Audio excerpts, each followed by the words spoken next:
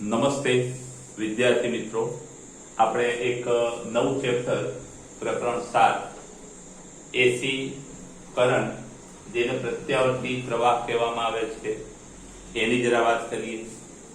તો પ્રસ્તાવનામાં ખાસ એક બહુ મહત્વની વાત છે કે એસી પ્રવાહ કોને કહેવાય, એસી વોલ્ટેજ કોને કહેવાય, ડીસી પ્રવાહ ડીસી વોલ્ટેજ કોને કહેવાય, અને આ એસી પ્રવાહની ખાસ તો જરૂરિયાત કેમ ઊભી થઈ, કેમ આનો ઉપયોગ વધુ છે ડીસી પ્રવાહ ડીસી વોલ્ટેજ કરતા.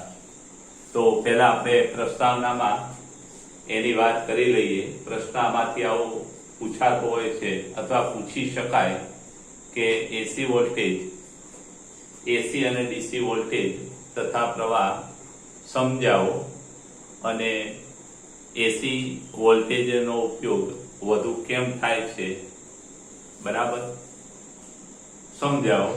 તો આવો પ્રશ્ન પૂછાય. તો એસી વોલ્ટેજ અને એસી પ્રવાહ, તો વોલ્ટેજ અને પ્રવાહ સમય સાથે બદલાતા હોય તો આવા વોલ્ટેજ અને પ્રવાહને શું કહેવાય, તો કે એસી વોલ્ટેજ અથવા એસી પ્રવાહ કહેવામાં આવે છે. એસી વોલ્ટેજ અને એસી પ્રવાહ છે એ સાઇન વિધેય કે કોસ વિધેય, સાઇનની જગ્યાએ તમે કોસ વિધેય પણ લઈ શકો, એટલે કે સાઇન વિધેય કે કોસ વિધેય મુજબ બદલાય છે. એટલે ખાસ યાદ રાખજો કે મિત્રો, સાઇન વિધેય મુજબ વોલ્ટેજ બદલાતો હોય તો એનો આલેખ આવો હોય, અને કોસ વિધેય મુજબ બદલાતો હોય, ખાસ યાદ રાખજો આ V બરાબર Vm sin ઓમેગા t, અને આ રીતે બદલાતો હોય, શરૂઆતનું મૂલ્ય મહત્તમ હોય, તો ખાસ યાદ રાખજો આમાં ઓમેગા t હોય અથવા t હોય કઈ ફેર પડતો નથી. તો ખાસ યાદ રાખજો આ જે વિધેય છે V Vm cos ઓમેગા. જો અહીંયા પ્રવાહનું હોય તો અહીંયા Im અને I આવે, અહીંયા Im અને I આવે. તો ડીસી વોલ્ટેજ, જે વોલ્ટેજ સમય સાથે બદલાતો ના હોય, અચળ હોય, તેને ડીસી વોલ્ટેજ કહેવાય. સમય સાથે બદલાતો ના હોય તેવા પ્રવાહને ડીસી પ્રવાહ કહેવાય. અને જે વોલ્ટેજ કે પ્રવાહ આવી રીતે સમય સાથે બદલાતા હોય તેને આપણે એસી પ્રવાહ અથવા એસી વોલ્ટેજ કહીએ છીએ. અને એસી વોલ્ટેજ એ કયા વિધેય મુજબ બદલાય છે, કે સાઇન અથવા તો કોસાઇન. તમારા ટેક્સ્ટમાં ખાલી સાઇન ની વાત કરેલી છે, એટલે સાઇન વિધેય મુજબ બદલાતા હોય. હવે પ્રશ્ન એ થાય કે આ એસી વોલ્ટેજ ના ફાયદા કયા.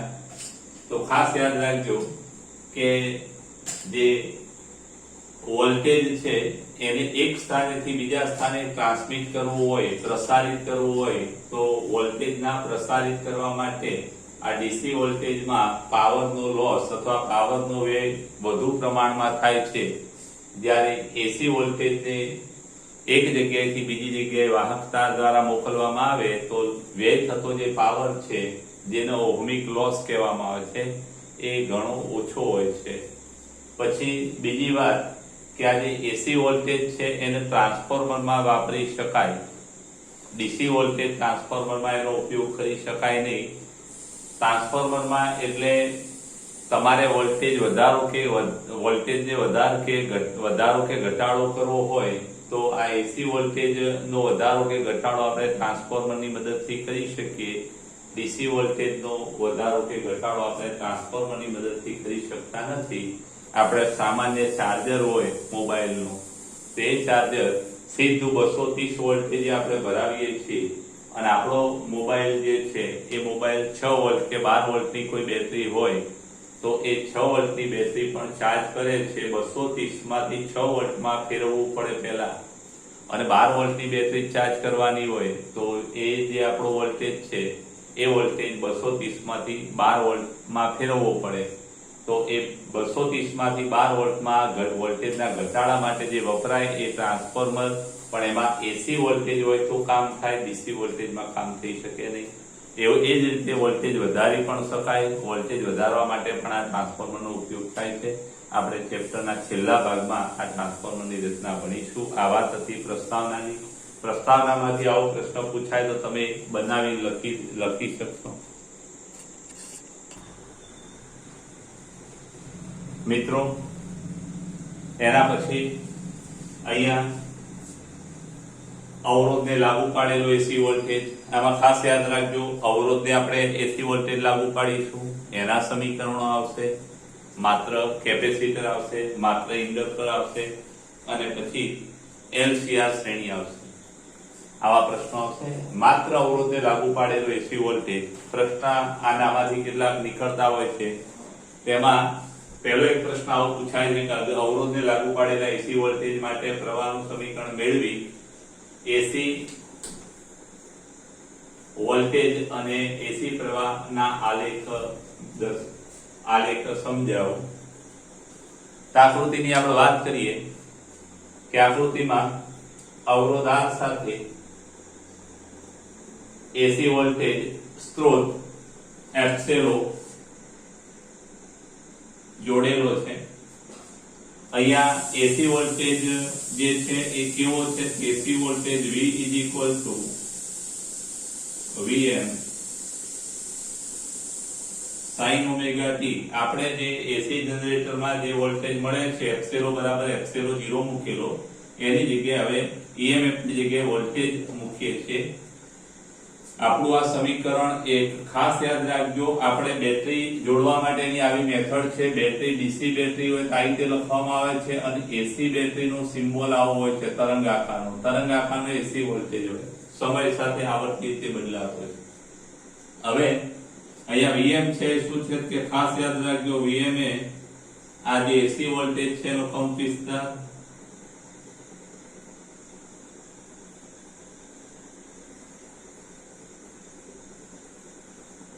કંપ વિસ્તાર અને ઓમેગા શું છે તો કે એસી વોલ્ટેજની કોણીય આવૃત્તિ.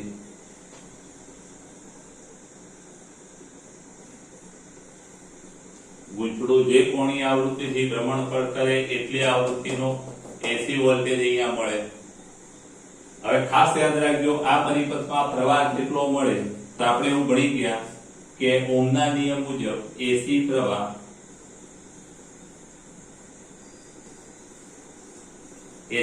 માટે કિર્ચોફનો નિયમ આપણે લગાડવો પડશે. તો કોઈ t સમયે આ પરિપથમાંથી વહેતો વિદ્યુત પ્રવાહ છે આપણે I લઈએ તો કિર્ચોફના ગાળાના નિયમ પરથી ખાસ યાદ રાખજો ગાળાના નિયમ મુજબ તો કિર્ચોફનો ગાળાનો નિયમ શું હતો કે આખા બંધ લૂપમાં વિદ્યુત સ્થિતિમાનોના તફાવતનો બેઝિક સરવાળો શૂન્ય થાય. એટલે એને આપણે એમ કહી શકીએ કે બધા જે વિદ્યુત સ્થિતિમાનોનો બેઝિક સરવાળો એટલે કે વિચાલક બળોનો બેઝિક સરવાળો કેવો થાય? 0 થાય. ખાસ યાદ રાખજો આ સૂત્ર બધામાં આવશે. એપ્સિલોન કૌંસમાં t બરાબર 0. તો અહીંયા આપણે ચાલુ કરીએ અહીંથી. માનો કે કોઈ એક પરિસ્થિતિમાં પ્રવાહ આ દિશામાં છે તો અહીંથી આપણે ચાલુ કરીએ, અથવા તો સીધું લખી શકાય કે આ વોલ્ટેજ બરાબર અવરોધના બે છેડા વચ્ચેનો વોલ્ટેજ. હવે આ વોલ્ટેજ બરાબર અવરોધના બે છેડા વચ્ચેનો વોલ્ટેજ એસી પ્રવાહને આપણે I સ્વરૂપે દર્શાવીએ છીએ. એટલે અવરોધના બે છેડા વચ્ચેનો વોલ્ટેજ કેટલો હોય તો કે અવરોધના બે છેડાનો વોલ્ટેજ ઇન્ડિયન રેલવે અને અહીંયા લાગુ પાડેલો વોલ્ટેજ કેટલો છે તો કે F0 સોરી V. એટલે આપણે એમ કહી શકીએ કે અહીંયા V અથવા જો તમે પરફેક્ટ ગાળાનો નિયમ કોઈ સમય આ પોઝિટિવ છે ને આ નેગેટિવ છે તો આ દિશામાં આપણે લૂપ ફેરવીએ તો અહીંયા નેગેટિવ થી પોઝિટિવ એટલે વિચાલક બળનો વધારો. પછી અહીંયા પ્રવાહની દિશામાં ખાસ પ્રવાહ આમ છે એટલે પ્રવાહની દિશામાં એટલે minus IR is equal to 0 થાય. જો આ પોઝિટિવ ના નેગેટિવ લેશો તો આમ થશે અને ત્યારે આપણે આમ ફેરવીએ તો આ ધન થશે ને આ ઋણ થશે. એટલે માટે V is equal to I ગુણ્યા R થશે. હવે આમાં V નું સૂત્ર આપણે કયું તો કે V બરાબર Vm sin ઓમેગા t. અહીંયા ખાસ ધ્યાન રાખજો. ક્લિયર? હવે ખાસ આમાં ધ્યાન રાખજો કે માટે v ની જગ્યાએ શું મુકાય કે vm sin omega t આવી જાય છે ને, vm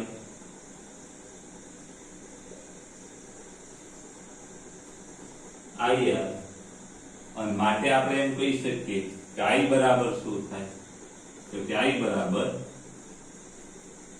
vm sin omega t ભાગ્યા r. આપણું આ સમીકરણ નંબર 2.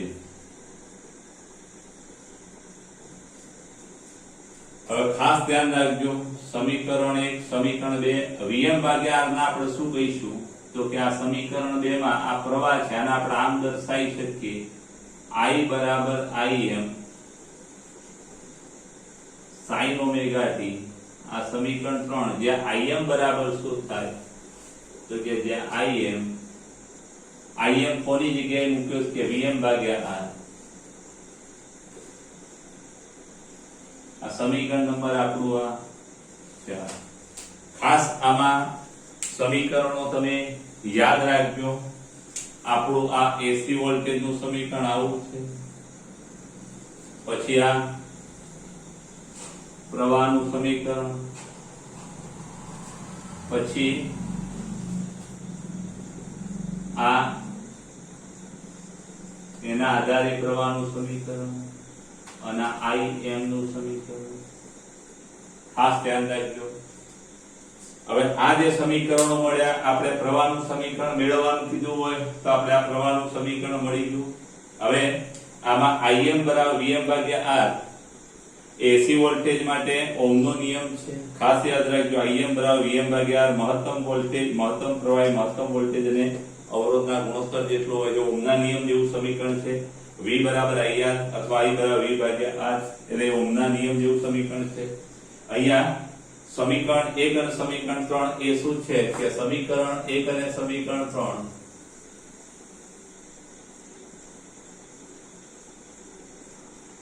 એ વોલ્ટેજ અને પ્રવાહના સમીકરણ છે. ખાસ યાદ રાખજો વોલ્ટેજ અને પ્રવાહના કોના વિધેય સ્વરૂપે કે સમયના વિધેય સ્વરૂપે.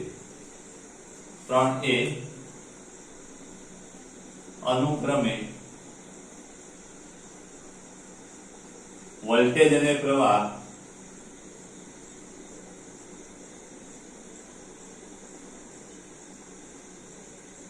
પ્રવાહના સમયના વિધેય છે.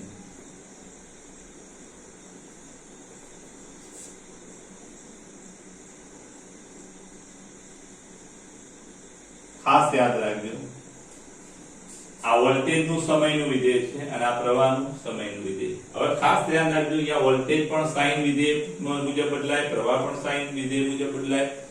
તેનો જો આપણે આલેખ દોરીએ તો કેવો થાય તો અહીંયા આપણે એના આલેખ દોરીએ.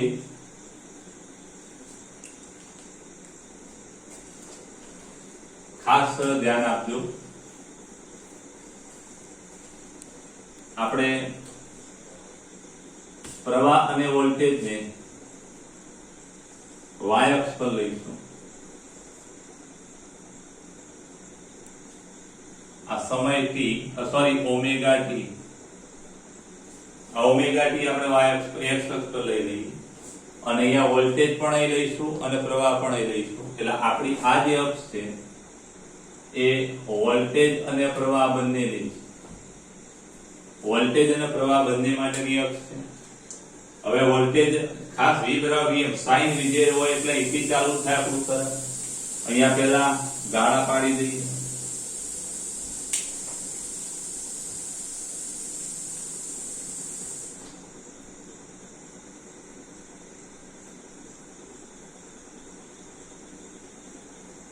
તો ખાસ યાદ રાખજો અહીંયા પાઈ 2 પાઈ 3 પાઈ 4 પાઈ એક આખું તરંગ પૂરું થાય એટલે 2 પાઈ થાય. એટલે આ પાઈ 2 પાઈ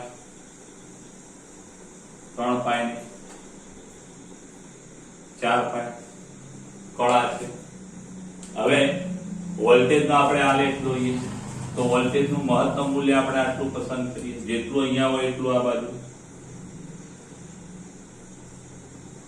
અને આપણે vm કહી દઈએ.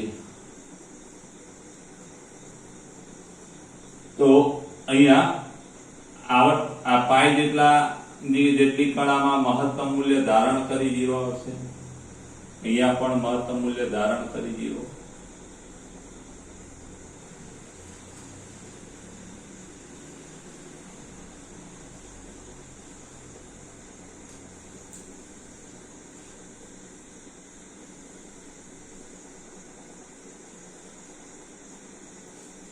આપણું પ્રવાહનું સમીકરણ, વોલ્ટેજનું સમીકરણ છે, ખાસ યાદ રાખજો. આ જે તરંગ છે એ કયું છે કે વોલ્ટેજનું V.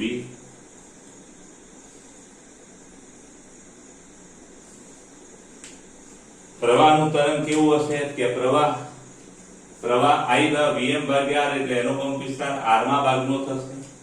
એટલે આપણે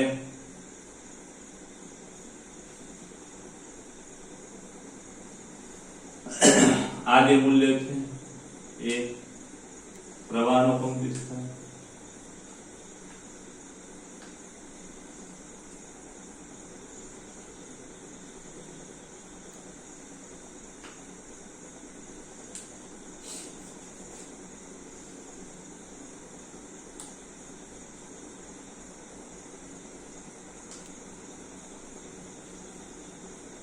આ પ્રવાહનું સમીકરણ આપણું પ્રવાહનું આલેખ.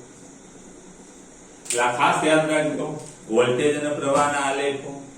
અને આ આલેખો પરથી એક વાક્ય ખાસ યાદ રાખજો કે જ્યારે પ્રવાહ શૂન્ય હોય ત્યારે વોલ્ટેજ પણ શૂન્ય છે, એટલે પ્રવાહ લઘુત્તમ હોય ત્યારે વોલ્ટેજ પણ લઘુત્તમ છે, અને પ્રવાહ મહત્તમ હોય ત્યારે વોલ્ટેજ પણ મહત્તમ છે. એટલે જ્યારે બંને સાથે લઘુત્તમ ને સાથે મહત્તમ થાય તેમની કળા સમાન કહેવાય. એટલે આપણે એમ કહી શકીએ કે અહીં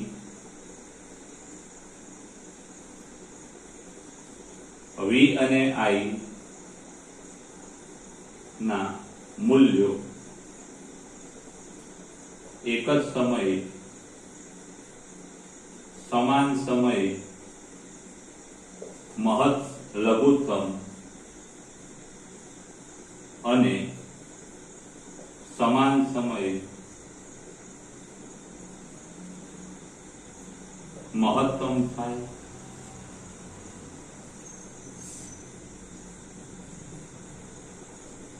માટે પ્રવાહ અને વોલ્ટેજ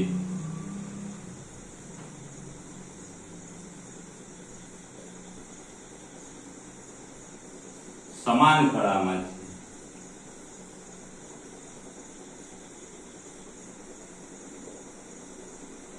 અથવા કળા તફાવત કેવો કહેવાય?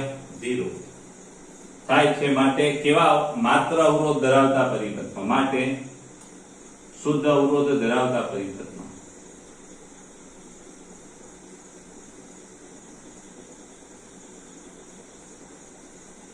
એસી પરિપથમાં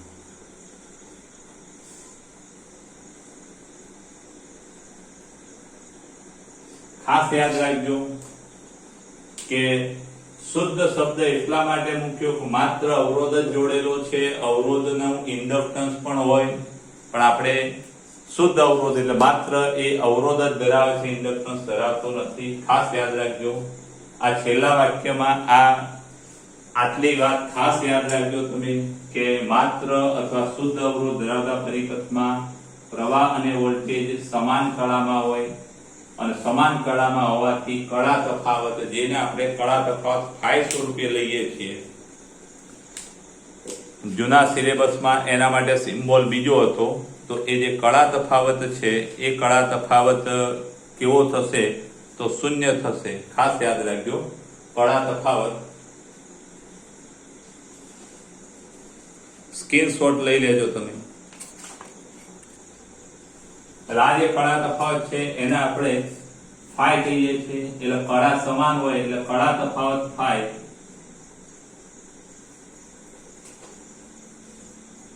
બરાબર શૂન્ય છે આ અવરોધ ધરાવતા પરિપથમાં.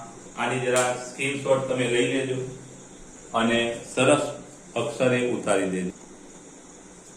હવે આ અવરોધને લાગુ પાડેલા એસી વોલ્ટેજમાં એક આગળ પ્રશ્ન આવો પૂછાય કે અવરોધ ધરાવતા અથવા માત્ર અવરોધ ધરાવતા પરિપથમાં એસી પ્રવાહ પસાર કરતા વિદ્યુત ઉર્જા અથવા તો પાવર અથવા સરેરાશ પાવર સમજાવો અથવા સરેરાશ પાવરનું સૂત્ર મેળવો. બહુ સરળ પ્રશ્ન છે, પૂછાય તો અઘરો નથી. તો ખાસ ધ્યાન રાખજો કે આપણો જે એસી વોલ્ટેજ છે V બરાબર Vm sin ઓમેગા t અને V બરાબર Vm sin ઓમેગા t. એસી વોલ્ટેજમાં આપણે ઉપરના ધન અર્ધ ચક્રમાં અને નીચેના ઋણ અર્ધ ચક્રમાં જો સરેરાશ મૂલ્ય લઈએ તો જેવા ધન મૂલ્યો મળે. ખાસ ધ્યાન રાખજો, આપણા આલેખ પરથી તમને તરત ખ્યાલ આવી જશે. આવો આલેખ મળે આપણો એસી પ્રવાહનો, વોલ્ટેજનો ઉપર હતો આપણે પ્રવાહની, તો જેવો ધન પ્રવાહ ધન અર્ધ ચક્રમાં જેવા મૂલ્યો મળે એવા જ ઋણ અર્ધ ચક્રમાં મળે. એટલે જેવો ધન વોલ્ટેજ મળે એવો ઋણ મળે. અને જો આનો આપણે સરવાળો કરીએ તો સરવાળો જેટલો ધન મળે એટલો ઋણ મળે. એટલે સરવાળો શું થાય? પ્રવાહનો શૂન્ય થાય. અને સરવાળો શૂન્ય હોય તેનું સરેરાશ મૂલ્ય પણ શું થાય? 0 થાય. કારણ કે સરેરાશ મૂલ્ય એટલે સરવાળો ભાગ્યા અવલોકનોની સંખ્યા. એટલે હવે આ પ્રવાહનું સરેરાશ મૂલ્ય શૂન્ય છે. એટલે એસી પ્રવાહમાં, એસી વોલ્ટેજ અને એસી પ્રવાહમાં સરેરાશ મૂલ્ય શૂન્ય હોય છે. કારણ કે સાઇન કે કોસાઇન વિધેય મુજબ આ બદલાય છે. અને માટે હવે આપણે વાત કરીએ કે શું પાવર શૂન્ય થાય? તો પાવરનું સૂત્ર આપણું આવું છે, ખાસ યાદ રાખજો કે પાવર બરાબર શું થાય? તો કે સરેરાશ પાવર બરાબર I સ્ક્વેર R. પાવરનું સૂત્ર આપણું આવું છે, I સ્ક્વેર R. આ ડીસી માટે આપણે આવું લખીએ, પણ એસી પરિપથમાં પાવરને આપણે શું કહીએ છીએ? I square R. એટલે એસી પરિપથમાં પ્રવાહ I સ્ક્વેર R. હવે I સ્ક્વેર એટલે જ્યારે તમે આનો સરવાળો કરો I સ્ક્વેર નો, તો I સ્ક્વેર અહીંયા ધન મળે અને ઋણમાં પણ એનો વર્ગ કરો એટલે કેવો થઈ જાય? ઋણનો વર્ગ ધન થઈ જાય. એટલે I સ્ક્વેર નું સરેરાશ મૂલ્ય શૂન્ય થતું નથી અને માટે આમાં સરેરાશ પાવર મળી શકે. એટલે ખાસ આપણે પહેલા માત્ર અવરોધ ધરાવતા પરિપથમાં આટલું વર્ણન તમે તમારી રીતે બનાવીને લખી દેજો. હું લખતો નથી.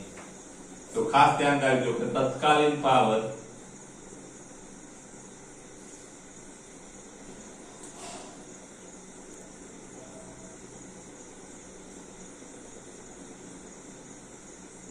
P બરાબર શું થાય?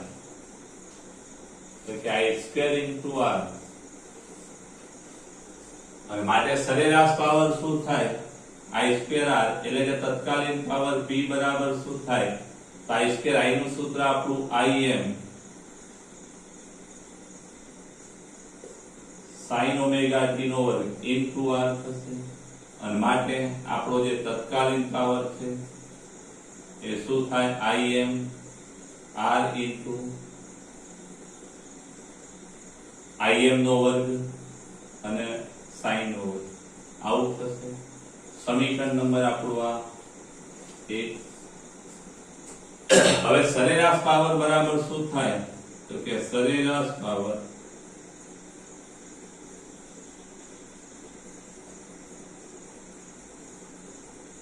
P bar is equal to, તો કે આનું સરેરાશ મૂલ્ય, આ P બાર એટલે આનું સરેરાશ મૂલ્ય, આનું સરેરાશ મૂલ્ય એટલે આપણે આમ કહી શકીએ કે એવરેજ સરેરાશ I સ્ક્વેર R.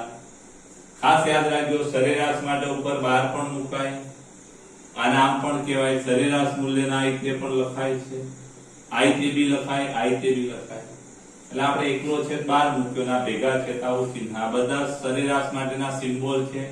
ચોપડીમાં એનો અલગ ઉલ્લેખ આપે છે, તમારી પરીક્ષામાં એની જરૂર નથી. તો પાવર P સરેરાશ બરાબર શું થાય? I સ્ક્વેર R ની જગ્યાએ શું લખીશું?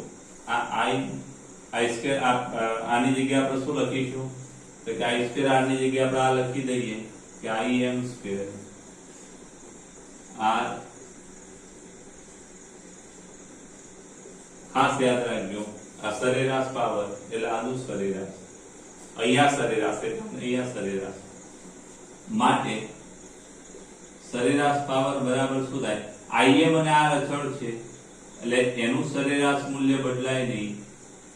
Im સ્ક્વેર R છે એ અચળ રહેશે. ખાસ યાદ રાખજો ઇન્ટુ સરેરાશ સાઇન સ્ક્વેર ઓમેગા ટી.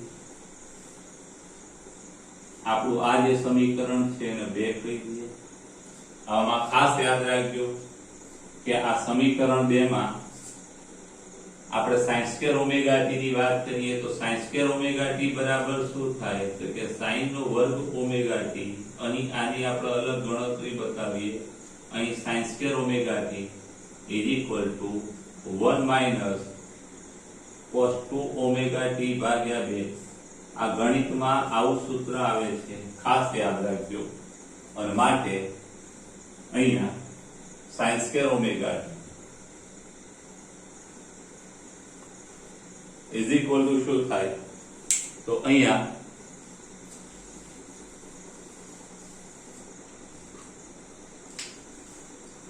એક ના છેદમાં 2 minus 1/2 minus cos 2 omega T ભાગ્યા 2.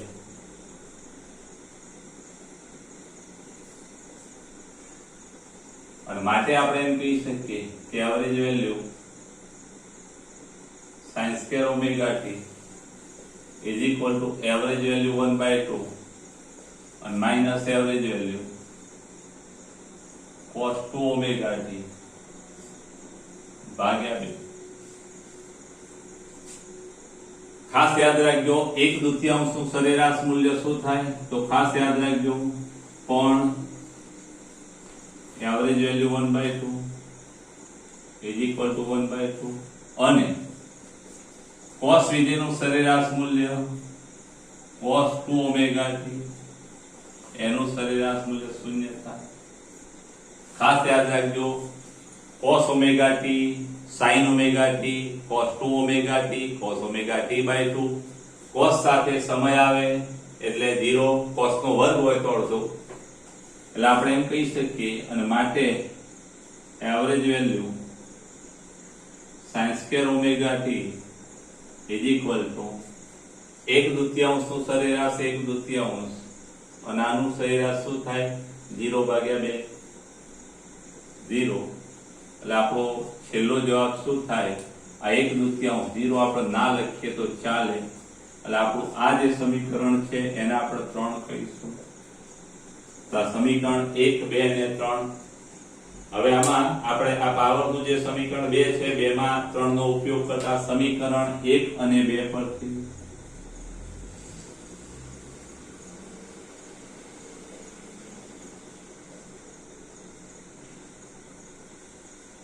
શું કહેવાય તો સરેરાશ પાવર બરાબર શું થાય તો Im2r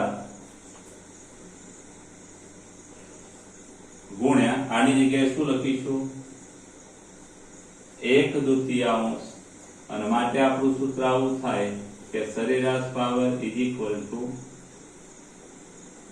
1/2 Im2r આવું થશે 1/2.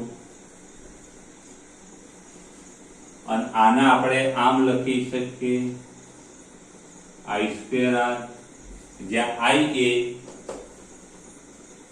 પરિણામી અસરકારક પ્રવાહ અને અસરકારક પ્રવાહને RMS પ્રવાહ કહેવામાં આવે છે. એની વાત આપણે હાલ રવા દઈશું.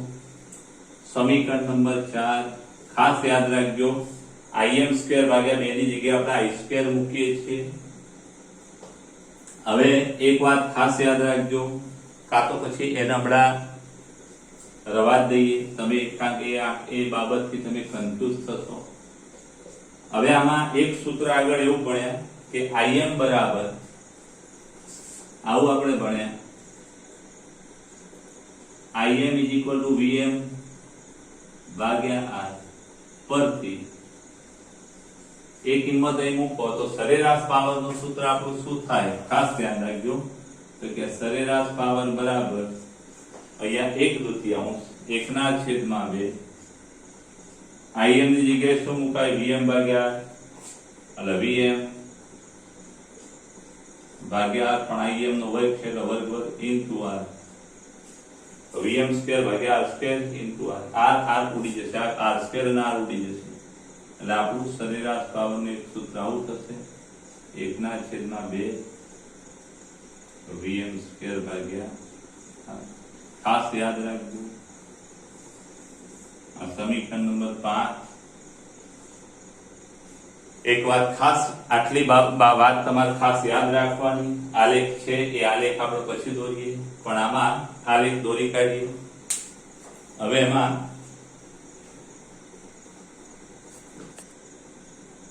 આપણે અહીંયા આ પ્રવાહનો જો આલેખ દોરવો હોય તો આવો થશે. અહીંયા આ ઓમેગા ટી અને આ પ્રવાહ I અને એસી પ્રવાહનો આપણે આલેખ દોરીએ તો આવો થશે.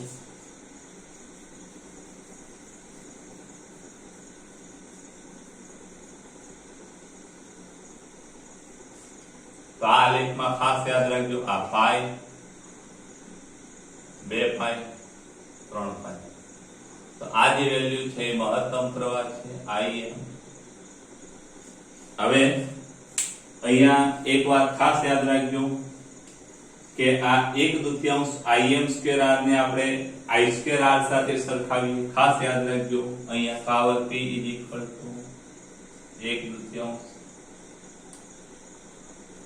Im square r = I square r. તો સરખાવતા r ઉડી જશે તો I સ્ક્વેર બરાબર શું થાય? I સ્ક્વેર બરાબર Im સ્ક્વેર ભાગ્યા 2 થાય અને માટે I બરાબર શું થાય તો કે Im ભાગ્યા વર્ગમૂળ 2 થાય. ખ્યાલ આવ્યો? આ ખાસ ધ્યાન રાખજો. પાવર p નું આપણું ડીસી માં સૂત્ર I સ્ક્વેર r છે એટલે એની સાથે આપણે આ પાવરને સરખાવીએ તો r ઉડી જાય I સ્ક્વેર બરાબર Im સ્ક્વેર / 2 થશે. I વર્ગ ઉડી જશે, વર્ગમૂળ થઈ જશે.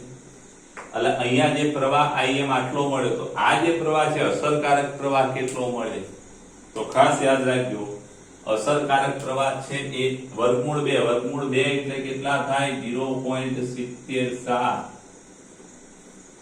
1 ભાગ્યા વર્ગમૂળ 2.707 એટલે 70% ની ઉપર મળે એટલે આટલો આપણને પ્રવાહ મળે.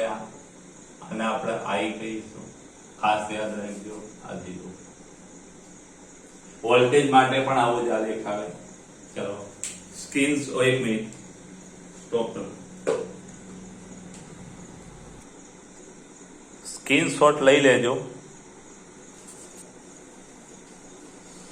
હવે આ ઉલટ સુલટ જે ભૌતિક રાશિઓ છે એમાં એક બહુ અગત્યની વાત છે સરેરાશ વર્ગિતનું વર્ગમૂળ, જેને રૂટ મીન સ્ક્વેર RMS કહેવામાં આવે છે.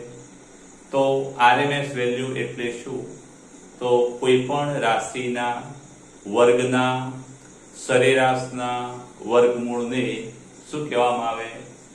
RMS અથવા સરેરાશ વર્ગિતનું વર્ગમૂળ. તો આપણે પ્રવાહનું RMS મૂલ્ય મેળવીએ. 2 પ્રશ્નો આવા પૂછાતા વારે ઘડીએ. પ્રવાહ અને વોલ્ટેજના RMS મૂલ્યો એ કોઈ પણ એકનું પૂછાય તો ખાસ યાદ રાખજો એસી પ્રવાહનું. કેવા પ્રવાહનું? એસી પ્રવાહનું RMS મૂલ્ય સમજાવો તો ખાસ ધ્યાન રાખજો કે આપણે એસી પ્રવાહનું તત્કાલીન પ્રવાહ કેટલો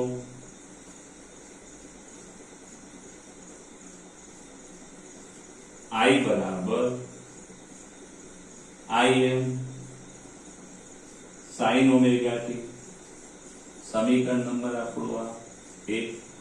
હવે ખાસ યાદ રાખજો કોઈ પણ રાશિના વર્ગ કરવાનો, પછી સરેરાશ લેવાનું, પછી વર્ગમૂળ. ખાસ યાદ રાખજો વર્ગ કરી એનું સરેરાશ મૂલ્ય લઈ અને પછી વર્ગમૂળ. એટલે પહેલું કામ આપણે બંને બાજુ આ રાશિનું વર્ગ લઈએ. ખાસ યાદ રાખજો ચોપડીને બધું ડાયરેક્ટ આપી દીધું છે. વર્ગ લઈએ એટલે ડાબી બાજુ વર્ગ લઈએ તો જમણી બાજુ પણ વર્ગ લેવો પડશે. બંને બાજુ વર્ગ લેતા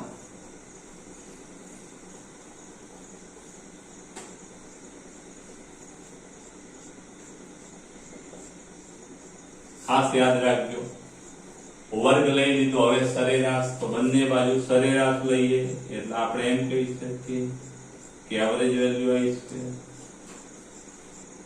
ઇઝ ઇક્વલ ટુ શું થાય તો કે Im સ્ક્વેર એ અચળ છે એટલે એવરેજ વેલ્યુ માત્ર શેનો થશે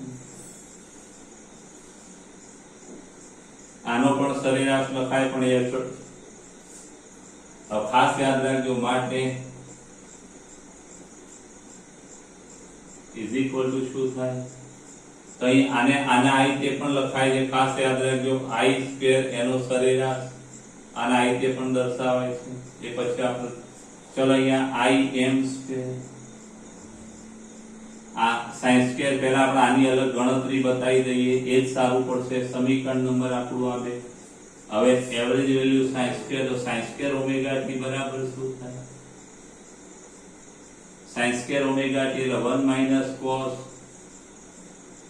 2 ઓમેગા ટી ભાગ્યા 2 અને માટે sin square omega t is equal to 1/2 minus 1/2 cos 2 omega t પણ માટે એનું સરેરાશ મૂલ્ય શું થાય average value sin square omega t is equal to average value 1/2 average value minus average value 1/2 cos theta minus 1/2 average value cos ખાસ યાદ રાખજો આગળ આપણે ભણી ગયા કે આ 1/2 નું સરેરાશ શું થાય 1/2 એટલે પણ આપણે આ જાણીએ છીએ 1/2 નું સરેરાશ 1/2 અને average value cos 2 omega 2 cos કે sin નું સરેરાશ મૂલ્ય શૂન્ય થાય અને માટે આપણે અહીંયા મૂકીએ તો શું કહેવાય એવરેજ વેલ્યુ i સ્ક્વેર અથવા માટે average value sin square omega t is equal to શું થશે આનું 1/2 અને આનું 0 આવું થશે આ સમીકરણ નંબર આપણું આ 3 નો ઉપયોગ 2 માં કરતા સમીકરણ 3 નો ઉપયોગ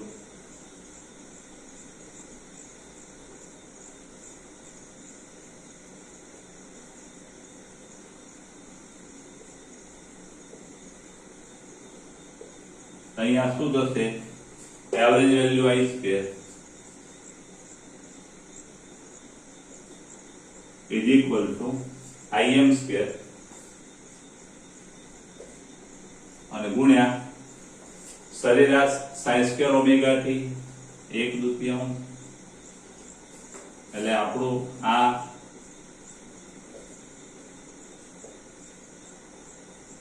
ભાગ્યા 2 ખાસ ધ્યાન રાખજો આ સમીકરણ નંબર 4 અને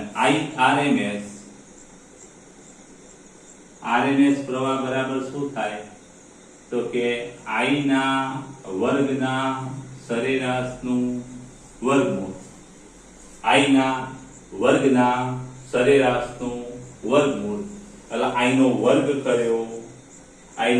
કર્યો એનો સરેરાશ લીધો અને એના સરેરાશનું વર્ગમૂળ એટલે હવે આનું શું કરવાનું વર્ગમૂળ તો શું થશે વર્ગમૂળમાં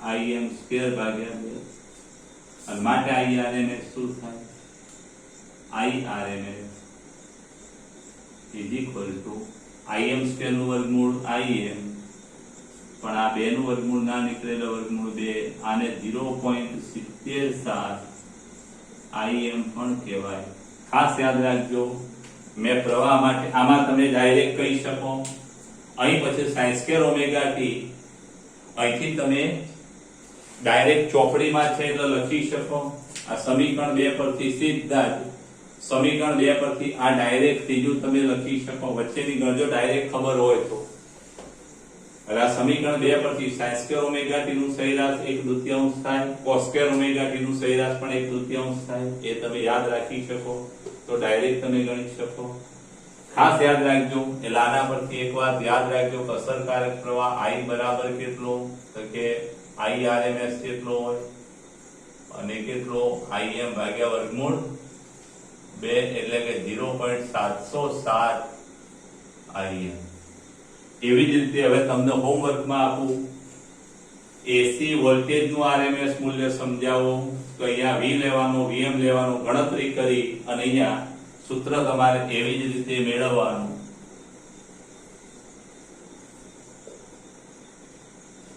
V is equal to VRMS is equal to VM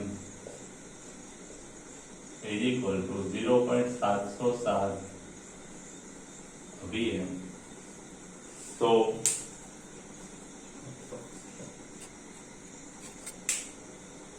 હવે જરા આનો સ્ક્રીનશોટ લઈ લેજો, થોડા સમીકરણો શણગારેલા છે.